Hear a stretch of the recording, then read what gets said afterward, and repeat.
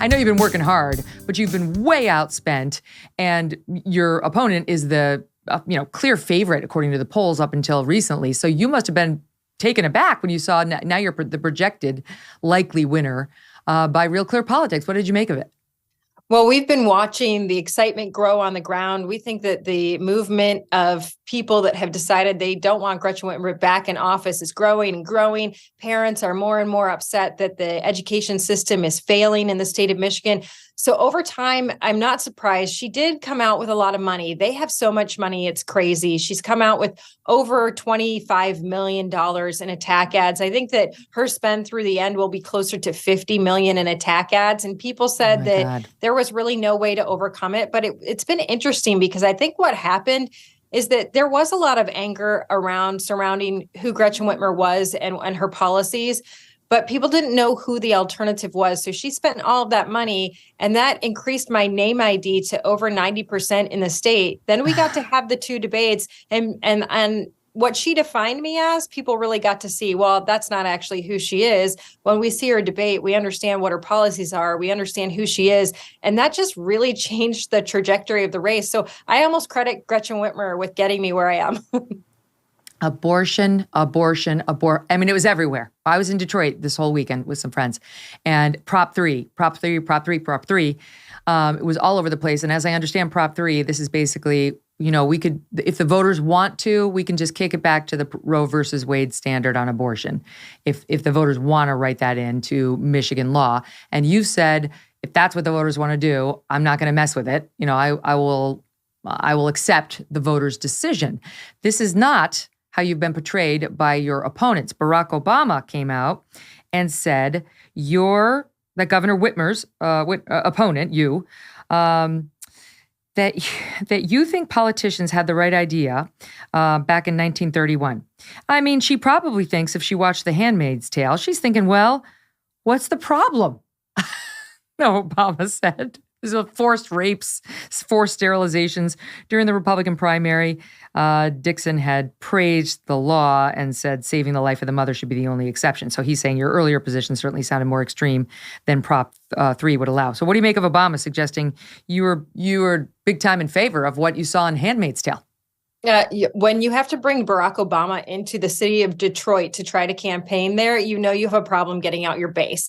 Now we see them in this desperate mode of attacking Republicans for things that really have nothing to do with policy whatsoever. And it's interesting that you bring this up because there is Prop 3 on the ballot. It is really extreme. It's abortion up to the moment of birth. You don't have to be a doctor to have to perform an abortion. It takes away parental consent for a minor wanting to have an abortion. And if you botch the abortion, whether you are a doctor or not, you are legally immune to any recourse from the patient or from the patient's family if you do something terrible. So it is the most extreme proposal. The only other two places in the world that have something like this are China and North Korea. But the more interesting part about this is that Michigan has already had a judge that has ruled in this matter and said there will be no ban on abortion because that would be unconstitutional. So we're already at Roe. That's where we are right now in the state of Michigan without anybody having to vote on this extreme ballot measure, without the governor weighing in. And the governor won't weigh in because this has been decided in the courts. But it's still what she's running on, which tells you she has nothing to run on because she's been in government for 20 years, governor for 4 of those, has done nothing for the state of Michigan to grow economic development. We are losing automotive day by day. You see more automotive shops starting up in Ohio and Indiana and Kentucky and Tennessee and North Carolina, but not in Michigan. She knows that she's losing automotive. That's our legacy industry, and she doesn't want to talk about that. She doesn't want to talk about the fact that the schools are now in the bottom 10 in the nation, and she hasn't done anything to get our kids back on track after COVID, after the lockdowns. She lied in the debate, said our schools were only locked down for 3 months. Parents are angry. I'll get to that in 1 second. I do want to get you to weigh in on that. Obama campaigning for her on something that has nothing to do. And my goodness, to come out and insult me in that way, boy, I mean, it's almost a compliment that he has nothing else to say. Yeah, Handmaid's Tale, like they use that against Amy Coney Barrett too because of her Catholicism. I'm like, okay. Wait, but I did hear you criticize Prop 3 quite strongly in there. And I had heard you say before that there are, quote, no laws that I will decide not to follow if that is what the people want. So you will uphold Prop 3 if Michiganders vote for it. Absolutely. I am not Gretchen Whitmer. She has come out and said are laws that I will pick and choose what to follow. If that is what the people vote for, that's what they vote for. This is our process, our system of government. We have to respect the system. The system is that if you put a proposal on the ballot and people vote for it, the governor then, and especially this is a constitution change. The governor doesn't get to say, you know what, I'm not going to follow the Constitution in this area.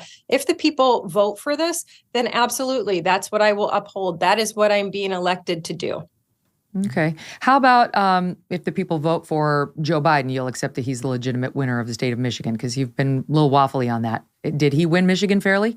I've said that once an election is certified, that is our president. And I have said that he is our president. I don't like the fact that our Secretary of State, in Michigan, it was kind of unique. She ended up having a judge come out and say 2 of the things she did in the election were unlawful. So she changed the rules right before, just weeks before the election. And she changed it so that our signature match was not, you didn't have to have the same strength in the signature match. She also sent absentee ballot applications to every person in the state on the taxpayer dime, which she legally wasn't allowed to do. So I've said, look, there's a lot of reasons people question it when you see the Secretary of State break the law during the election. So of course, people are going to say, we want her to run a lawful election. And if she does that, then we won't have a problem. But we have a lot of people on the ground. We feel confident in this election. We know people are watching her now, and a judge is not going to allow her to get away with changing the rules without that going through the proper channels. Mm-hmm. What about, I mentioned this to Tiffany Smiley, but Donald Trump was out there this weekend taking a shot at Ron DeSantis, calling him Ron DeSanctimonious. Some Republicans thought it was out of line. What did you make of it? Right now, we want everybody focused on these midterms. I really do. I want people to look at the midterms and say, this is the election that we have this week. It is key that we get Republicans in. So that my focus is there. I want everybody's focus to be there. You want the Trump supporters, you want the DeSantis supporters, and you want the Tudor Dixon supporters more than anybody. Fair enough. Let's talk about crime. Crime in Michigan is a problem, just like it is in virtually all the other states. What do you think you can do differently than what Gretchen Whitmer has done? Well, Gretchen Whitmer's record on crime is first of all, she came into office and her goal was to raise taxes. So she wanted to raise the gas tax by 45 cents a gallon. And when she didn't get that through the legislature, she decided to cut secondary road funding for sheriffs. And so we know that right off the bat, she was cutting funding to police. She also vetoed funding for corrections officers. So we so desperately need help in our corrections department right now. But she decided to veto funding there as well. Her history is to take money away from policing, but also marching with folks that had those defund the police signs. She marched with those folks. She also came out and said she supports the spirit of defund the police.